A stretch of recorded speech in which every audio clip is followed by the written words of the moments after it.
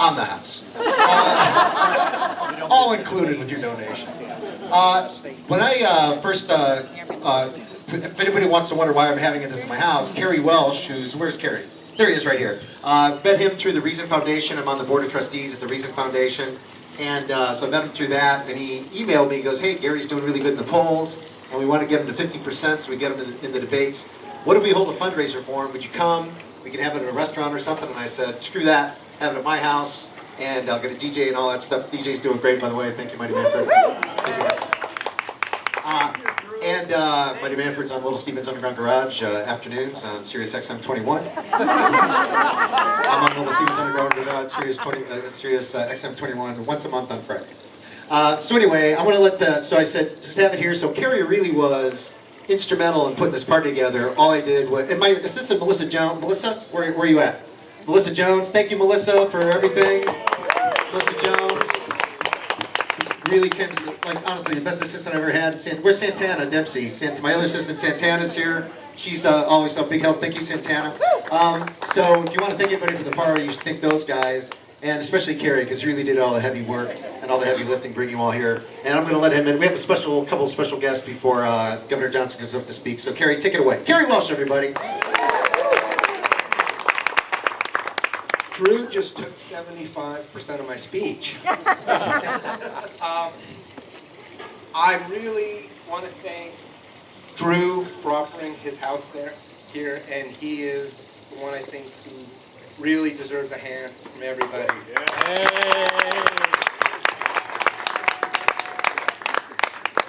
And before I hand over the mic, I just want to tell a quick Gary Johnson story, which really says who he is. He is one of my favorite people anywhere, and this exemplifies it. Several years ago, Gary was staying at my house, which is in Palos Verdes, and it's this beautiful summer day, and he wants to take a bike ride. Do you remember this, Gary?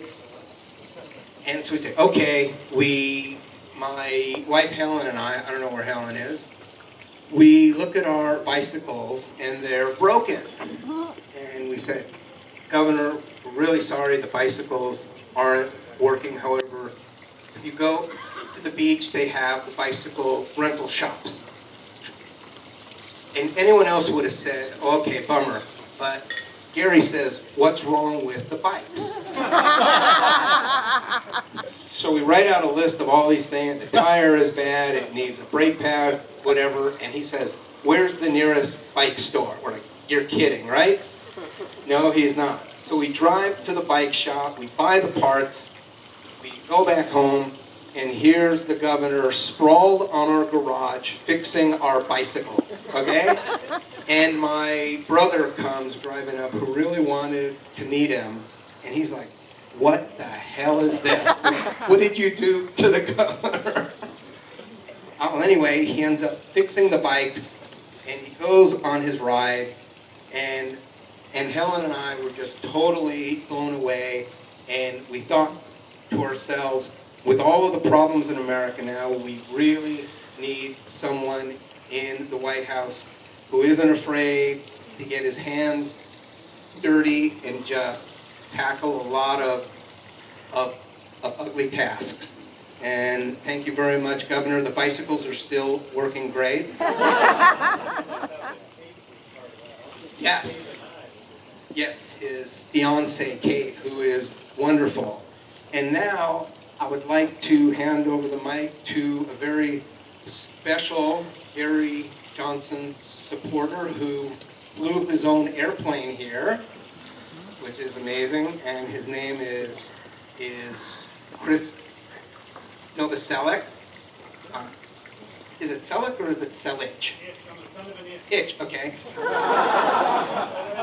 And he likes to grow his own food, and he just received his college diploma, and he's also known as the bassist for Nirvana. So, Chris. Thanks, Carey. thank you, Drew, for opening up your home. And yeah, with Nirvana, it was 1990, and we were this independent band or alternative band or a grunge band. And 1991, we got started to get played on the radio. We were on MTV. And then we shot to #1 on the charts. Okay, so Nirvana, we were like the third party. Okay, but then we got some exposure. They gave us a break. And people loved it. We felt like we always had something to say as a band. And people wanted to hear it. And all we needed was to get on the TV and the radio. And so what's my analogy? Is that Gary Johnson and Bill Weld need to get into the debates. Because they have a message that people want to hear. And when people hear that message, they're going to shoot to #1. Which they're going to get elected. This isn't, I support Gary Johnson. It's not some third-party protest candidacy. No, I think they can win, and we can do it. And this is the year to do it. We have technology, we have the viral phenomenon. So that's why I'm here, to support the campaign and to meet other supporters. And let's win in 2016. All right.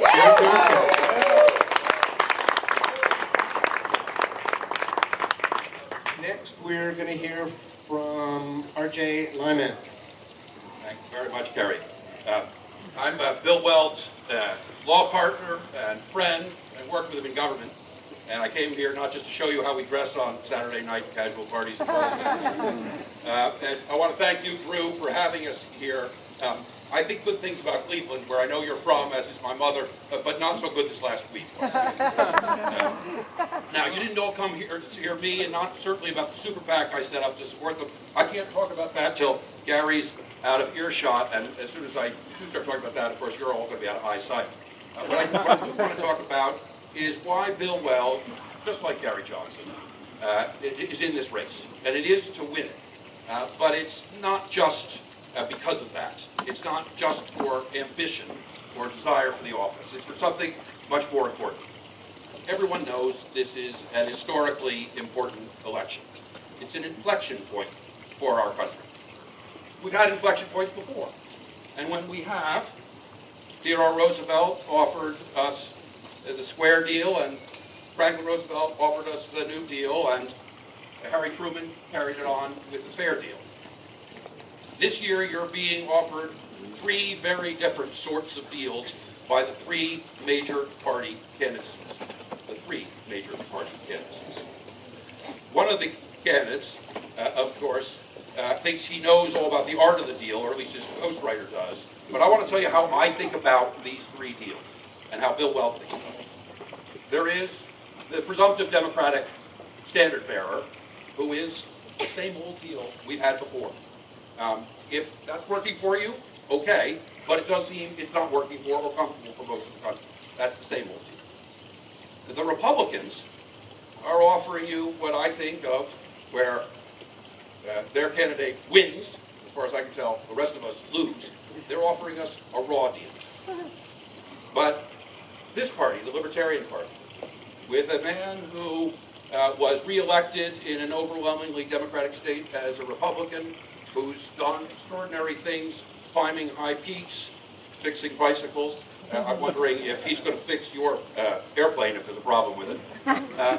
But can fix our country, and who, when he went to my great friend and political ally and mentor, jumped at the opportunity to join Gary Johnson. A man, Bill Weld, who was elected as a Republican in a Democratic state with 71% of the vote. Gary Johnson and Bill Weld are the real deal.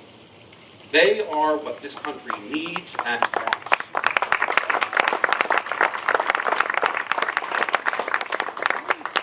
I traveled from Boston to Salt Lake and from Salt Lake to here in the last 48 hours, and wearing this button on my jacket. There wasn't a person I talked to, all at their initiative, in which the conversation wasn't virtually identical. I like those guys. I don't know that much about them. I like them. They're interesting, but they're not going to win. That's the vicious cycle we're in now. And it's not just getting into the debates. There's some inflection point where people start to say, you know, they could win. At which point, you're not just voting against somebody, you're voting for somebody.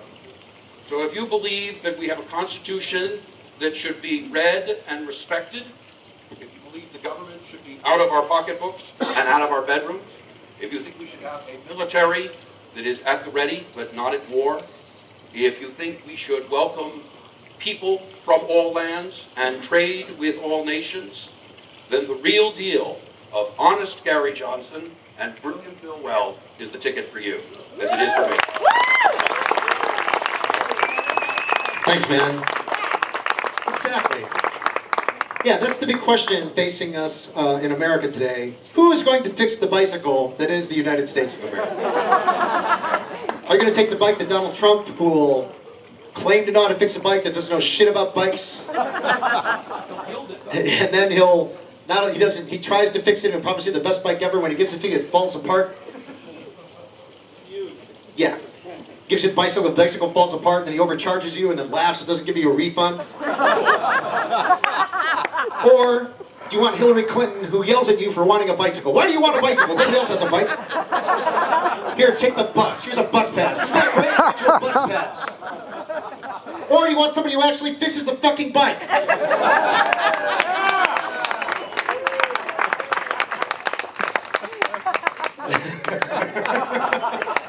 I made Heather laugh. I'm the happiest guy in the world. So we have this guy right here, a guy with real practical solutions to the problems that we have in this country that really work, who's not a maniac, doesn't want to take us to war. It's really, I'm so proud to have him in my house. We're going to have an interview him with Matt Tippy, right? Is Matt here? Oh, Matt's here? Yeah.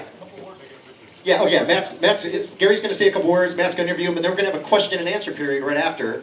So get your questions ready. If you have any questions for an actual presidential candidate, now's your chance. But please let me, it's a humbling experience for me, honestly, and an honor to welcome Governor Gary Johnson. Gary.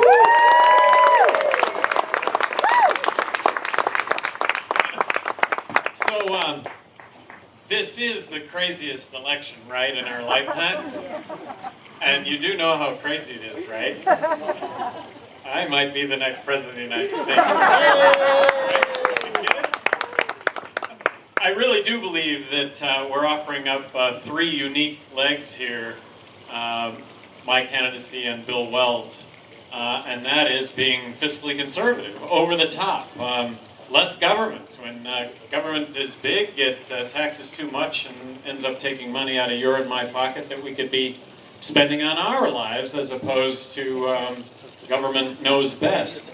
And then individual liberty and freedom. Isn't that what this country is all about? Always coming down on the side of choice, letting people have choice in their lives without exception, as long as those choices don't put others in harm's way.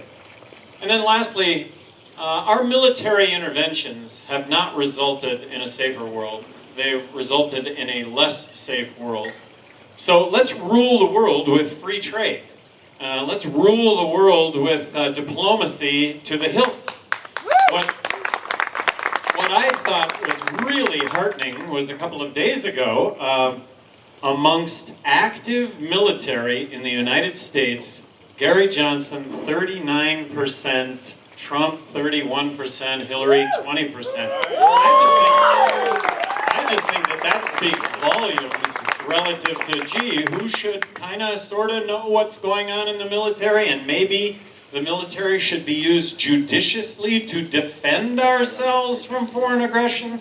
Like I say, I think that it speaks volumes. So we're not rock throwers in all this, Bill Weld and myself. We're not out to throw rocks. I think everybody else is throwing rocks, but you can't also ignore the issues that do exist when it comes to Hillary and Donald Trump. When Donald Trump says we should deport 11 million undocumented workers, that is something that is based in misinformation at best. They're not taking jobs that U.S. citizens want. Building a fence across the border would be just crazy. They're not murderers and rapists. Statistically, they commit less crime than U.S. citizens. And free trade is how we're going to rule the world. Free trade does not mean forcing Apple to make its iPads and its iPhones in the United States. Free trade is not imposing a 35% tariff on imported goods. Who's going to pay for that? Killing the families of Muslim terrorists, bringing back waterboarding or worse. Where is the Constitution of the United States in all of that? And then Hillary. One word with regard to Hillary. Beholden. It is status quo. It is about government solving all the problems in our lives, and that's going to mean higher taxes. And Hillary's foreign policy, although it hasn't been, it wasn't meant to be how it's turned out, but it's had some really unintended consequences, and that's been along with Barack Obama. When she and Barack Obama support the opposition in Libya and in Syria, and this is not intentional, but it's what happened. They support the opposition in Libya and Syria, and the opposition is directly allied with ISIS. So we arm the opposition. The opposition loses its arms then to ISIS, and this is what's happened. But it's just indicative of what is happening from a foreign policy standpoint. Look, make no bones about it. If attacked, we're going to attack back. Libertarians are not isolationists. We're non-interventionists. And we will address the real problems that exist in the world. I think the biggest problem in the world right now militarily is North Korea. That at some point North Korea is going to have intercontinental ballistic missiles that actually work. And that's something that we should join arms with, and by arms, diplomatically, with China to address this situation. And we have 40,000 troops in South Korea. Imagine if there were 40,000 Chinese troops in South America. I mean, just imagine that, how that would be absolutely incomprehensible, and none of us would stand by and watch that happen. So there is a real opportunity here to win. The issue right now is that in the polls, we need to be at 15% to be in the presidential debates. I really think that that's going to happen. I think that that's going to transpire here over a fairly short amount of time. And the scrutiny that will go along with being at that level, which is really kind of where it's at today, that myself and Bill Weld's record show, shine under the scrutiny that does go along with that happening. The issue right now in the polls is that right now, and this is a plus, but they're polling and they're asking, who would you vote for, Trump or Clinton? That's the poll. That's what gets reported on. But then they ask the next question. Well, what if you added Gary Johnson's name to that poll? Well, right now, we're showing up in the 13% range. What's going to happen, and I think it will here, but it does have to happen, is right off the top, Johnson, Trump, and Hillary. And if they'll do that, I think we could be pushing 20% in all this. And I understand how much of this has to do with the dissatisfaction of the two of them. I get it. But the opposition, Bill Weld, myself, Libertarian Party, is that we're on the ballot in all 50 states. And to all of you who have given so much time and so much money over the years supporting libertarian causes, year after year, cycle after cycle, this is the opportunity. And I think we're going to make a big splash here. I think it's going to be ballot access for many years to come at a minimum, and I think it's going to actually be winning the presidency. That's what I think. Okay, we're now going to have a short chat between Matt, Kitty, and the governor, and after that we're going to have Q&A and lots of food coming out as well. You're all a little hungry.